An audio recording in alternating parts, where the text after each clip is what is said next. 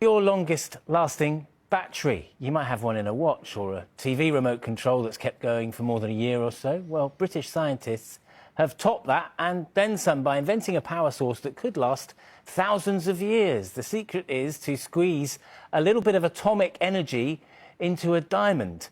Sounds tricky. Our science correspondent Martin Stew has been to see how it's done.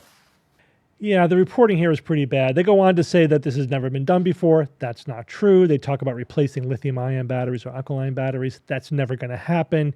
So the diamond nuclear battery thing is not new. This has been around for a while. Nuclear batteries have been around for decades. And the idea is pretty simple. It's basically you're capturing radioactivity, like the photovoltaic effect, like you would capture photons, in order to generate an electric current. Right? Sounds simple, and it works, and you can do it. We have them. They are functioning. These have existed for a long period of time. So that isn't new at all. But what is new is using diamonds to do that. But again, that's not new to this study. This has been done. I've been reading about diamond nuclear batteries for years. We've reported about it on the Skeptics Guide to the Universe years ago. There's every time somebody does some study or makes some incremental whatever with it, you get the same reporting. This is going to be replacing your batteries that last thousands of years. All right, there's a couple of problems with this as a general technology. For niche applications, sure, like if you're sending a probe into deep space and you need batteries that will last for a super long time, we do use nuclear batteries. That's kind of one of the technologies we use for things like that. But is your cell phone going to have a nuclear diamond battery in it, replacing the lithium-ion battery that's in there now? No, don't hold your breath for that. A couple of things about this. One is that, let's talk about energy density. The amount of energy for the volume, or specific energy, which is the amount of energy for the mass, which is actually a better measure here.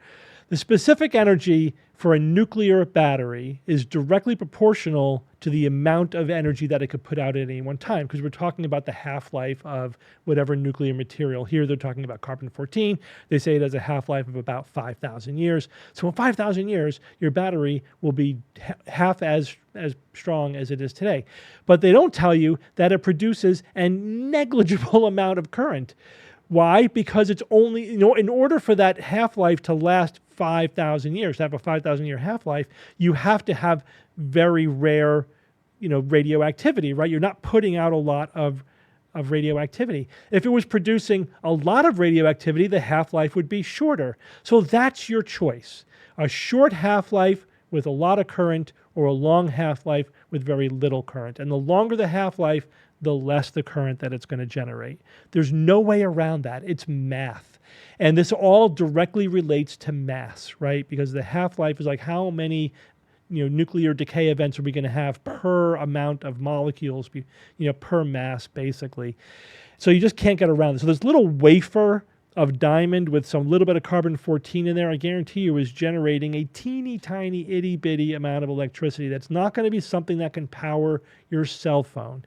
If you want a huge, massive battery to power your cell phone, then this technology might work. Or if you don't care if it lasts for only 1 year instead of 5,000 years. But if you want it to last 5,000 years, you would need a refrigerator, to power your cell phone or something like that.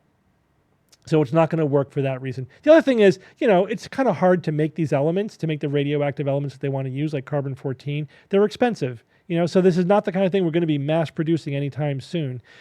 So there are some technology limitations here, like the ability to mass produce the proper radioactive material. But there's really a physics limitation here. This technology works, but it just generates a teeny tiny amount of electricity. Again, this is good if you're sending a probe to the edges of the solar system and you only need a little bit of electricity, but for a really long time, and you can have a battery that weighs 10 pounds or whatever. But this is not going to replace the lithium-ion battery in your smartphone. It's not going to happen.